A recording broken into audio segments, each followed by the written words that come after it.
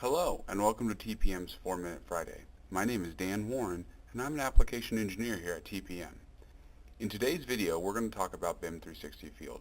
Specifically, we're going to talk about the equipment module and creating and managing your equipment. So let's go ahead and get started.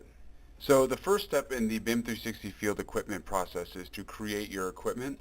Is to come in here and click Add, and then we can add in our equipment manually. And at this point, we just give our equipment a name, we assign it a type, and then we go ahead and we keep working.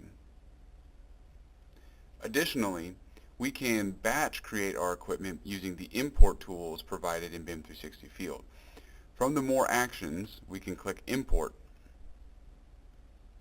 And from this window, we can download a sample template which can be used for creating all of our equipment for our project in batch. And let's take a quick look at that, shall we? So here's my equipment list. You can see I've got the names, the types, and the status for all the equipment I want to import. And these are the only 3 pieces of information you need. And once I fill out this information, I'm ready to import it.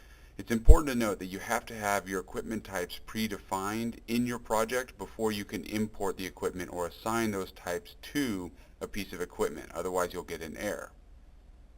To do this from the BIM 360 Field equipment module on the admin side, I would go in and I would create my categories.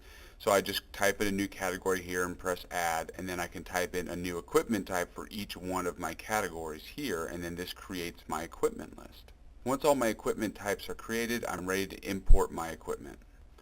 So from the importer, I click Choose File, and I navigate to the Excel sheet that has all my equipment in it, and then I click Start Import. This will process for a second, but then you'll see if it goes all the way through, you'll see 0 records had errors, and there are 12 pieces of equipment imported. So that's how we can use the import tool to bring in large lists of equipment all at once very quickly. Now, if we need to make an edit to this list of equipment, what we can do is we can export this list, edit it, and bring it in, which is exactly what I'm going to show you. Now, we wouldn't want to use this Excel sheet again. If I were to use this Excel sheet and add some information, then re-import it, it will actually duplicate my information. So what I need to do is I need to come up here to More Actions, and I need to export my equipment to an Excel sheet. You can see down here in this Excel sheet, it has all my equipment information.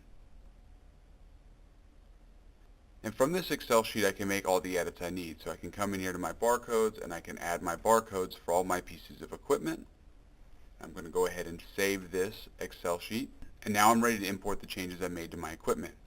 So I go to More Actions, Import, Choose File, and then I re-import that document that I just exported.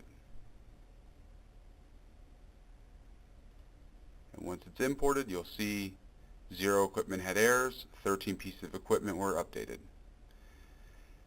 And I look over here at my barcodes, there's all my barcodes for my equipment.